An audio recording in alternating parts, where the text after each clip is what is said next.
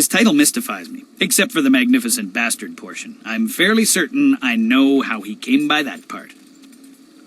I like this Outlander. His foolishness is not disguised behind education. I like this Outlander. Well, ready to set the ponies in motion, are we?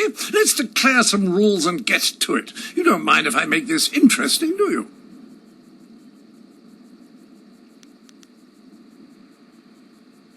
I just want to make sure that this is more entertaining than simply blathering about whose walls are higher or whose philosophers really know what's what. It will be a simple matter. 5 judges, 6 topics. I'll pose my argument about why your foolish land stumbles like a child, and you try to answer. The judges will raise their arms to indicate whom they favour. Arms up for you, arms down for me. After 6 topics, if you have a majority, you are the winner. By the Queen's corset, if you get them all on your side at any time, I'll declare the match over. Now, shall we proceed? I will pull no punches, and I expect no mercy on your part. Let's see which of us is truly superior. Well, what shall be my first point of contention? I know, the most basic of concerns for a culture, the currency of its economy. What manner of society would use the silver coin as the basis of trade? Gold is clearly superior, which you admit by using it for important statuary. Your understanding of what determines value is flawed. Your rebuttal?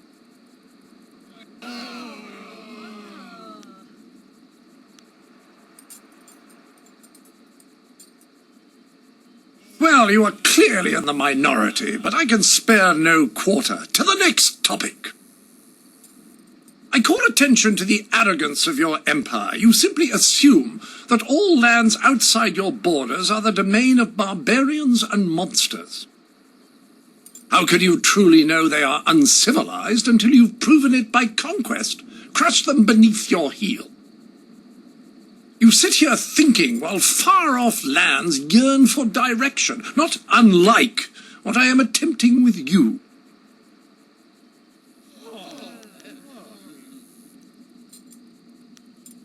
Well, a majority on your side, but the debate is not over yet. Shall I draw attention to your foolish reliance on personal combat? You've got strange dragon powder arms, but you waste them on spectacle and flying chariots. Any decently civilized people would have developed a proper array of personal sidearms by now, like old Mirabelle here.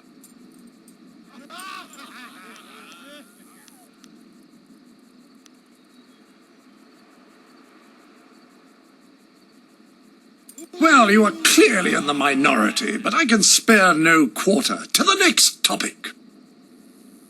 I challenge your foolish beliefs and the irrational behaviors they produce. Dragons, spirits, and even talk of unresting dead.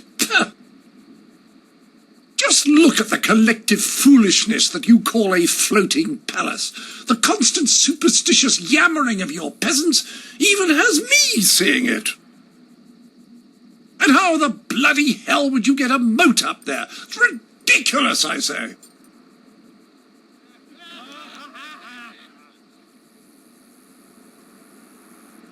Well, you are clearly in the minority, but I can spare no quarter. To the next topic. I say that you don't seem to understand the relationship between the ruling class and the peasantry. Your commoners are far too happy to be productive. A proper spiral of misery shows that they are doing a decent day's work. Your peasants only suffer because of foolish superstitions about the dead walking around.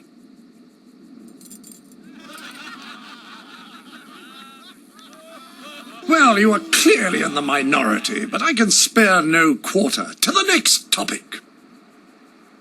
This will be the final topic. If you don't have a majority at the end of this round, you will have to admit that I have outdone you. A simple criticism, your ridiculous clothes. Not a decently puffed pair of trousers to be seen. I ask you, what have you done on the pantaloon front? And why do you remain so clean when any sane man knows the only way to keep devils of the dark at bay is to be brash and to carry the air of the earth? Bathing is bad for the humours as well. Do you people know nothing of maintaining your bile?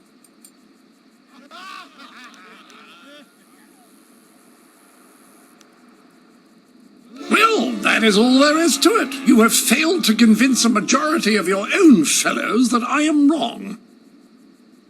He confuses me in much the same way. Clearly, you all have much to learn, and I am the man to teach you. Not that I want to, of course, but it is a matter of duty.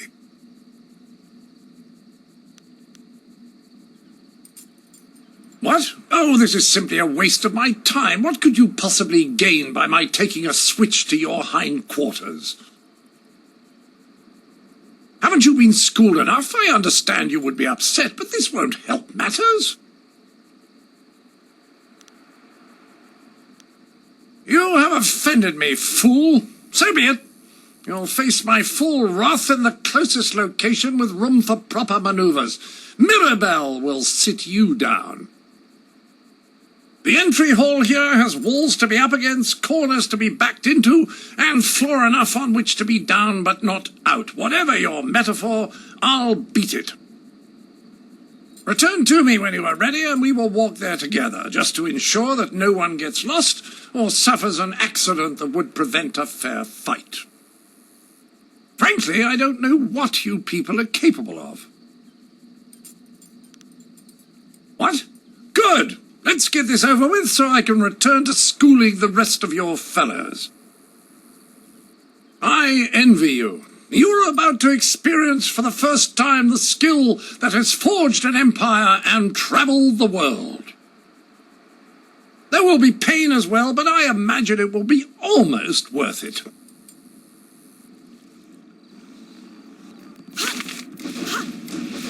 Leaping tiger. I need healing.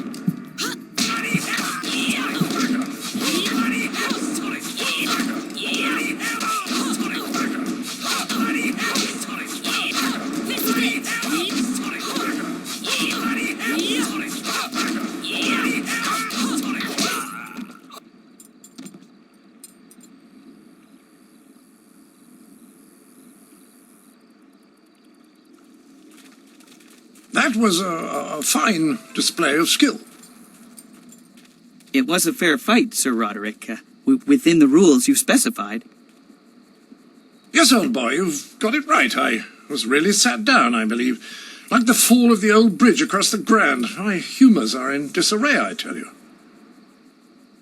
I didn't see it coming, especially after besting you in the debate, but I suppose brute force will occasionally crush a superior intellect.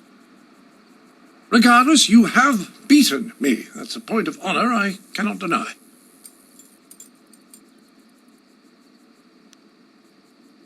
I will take my leave. Remember, however, that while I may have succumbed to your fists, my mind bested yours in no uncertain terms. Right, Percival, fluff my travelling trousers. We will darken this garden no more.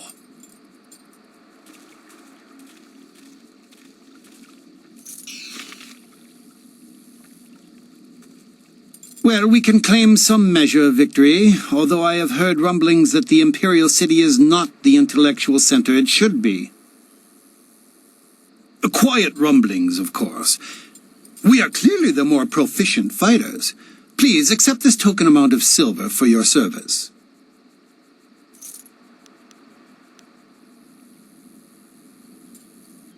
Your performance in the debate should have prepared me for this. We have traded one lout for another. Here, a few more coins, but there will be no more.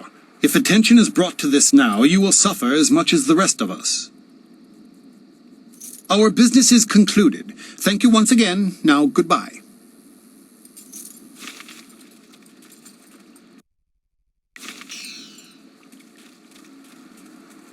I enjoyed your fight with the Outlander, but I wish you had beaten him in the debate as well.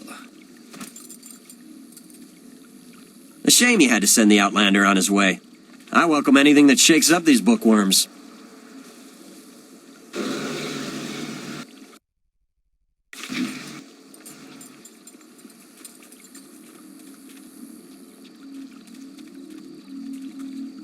Awukte year wana pa year uk forti.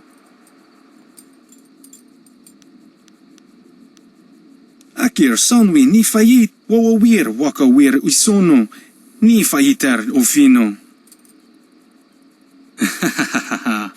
Ike kir kier washatiruk.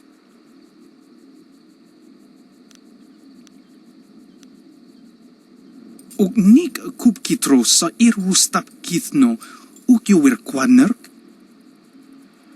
Sunurk no ku wu ifu wir so wir tatasi ni siso ir ka wikawar ir roren. Usa ir sa wi api ir ninu siso ir tiuth.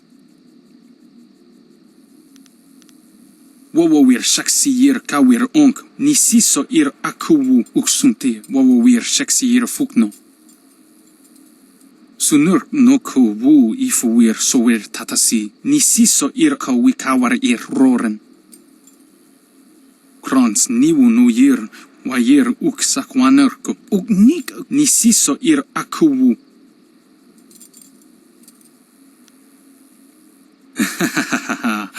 Ike kir kier washatiruk. Pir inni tino wir noni apatar wo kawar nif. Ni siso ir akuwu kusuwir wa wuso ir tan. I hope you're not here to pester me. I'm a very busy, important, and educated man, you know.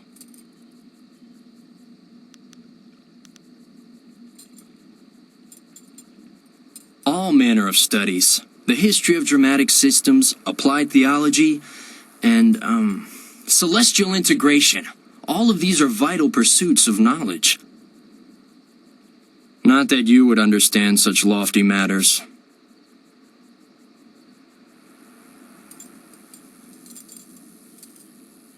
Well, you see, drama can be broken down into several systems, and I study the history of those systems over time, how they've changed, and that sort of thing.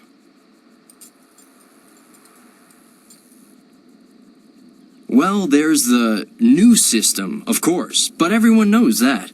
Then we have the, old system, which, as you may surmise, is no longer in use. That's a brief summary of my latest work. At any rate. Oh, it's all very complex, and I really don't feel like describing it to you at any length. That's how you know I'm a scholar, you see. An unwillingness to share all the information I have. Too large a subject for your mind to comprehend, I'm sure. Well, it's the application of the study of theological things, isn't it? For instance, knowing about spirits and then finding a use for that knowledge.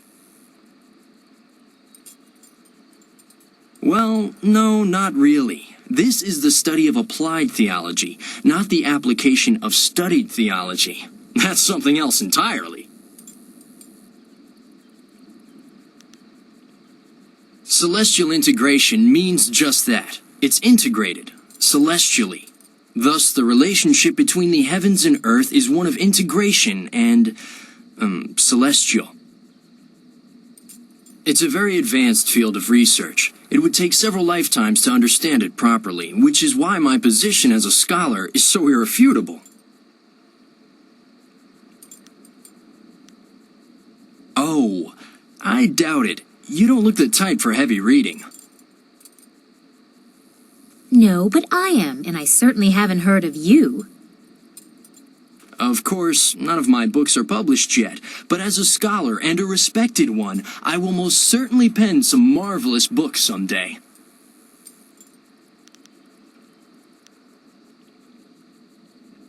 Well, yes.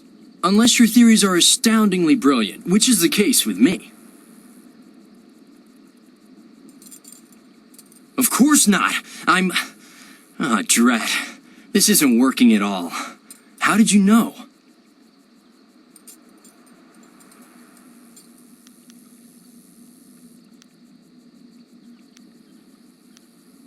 You're here to hunt me down, then. Lord Rento has it in for me, and I figured it would come to this. I don't suppose running would do me any good.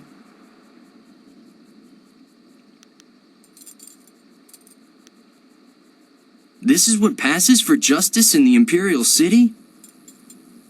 I was unjustly accused. I simply petitioned Lady Rento for some silver to support me as an actor. Patronage, it's called. She agreed, but her husband flew into a rage when he found out, and now I have a death sentence on my head.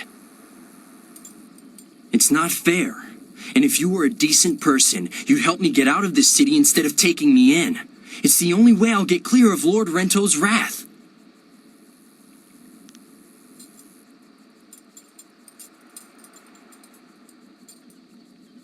You need more proof than my pathetic attempt to pose as a scholar? How about the fact that Lord Rento was out of town when I bilked him? Not that anyone but Lady Rento will confirm that for you. Still, it should be apparent that I'm not some great confidence man.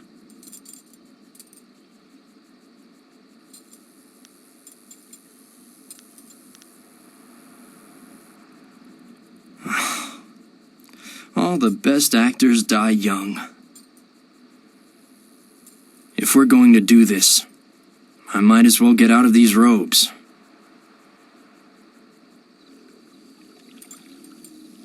Leaping tide.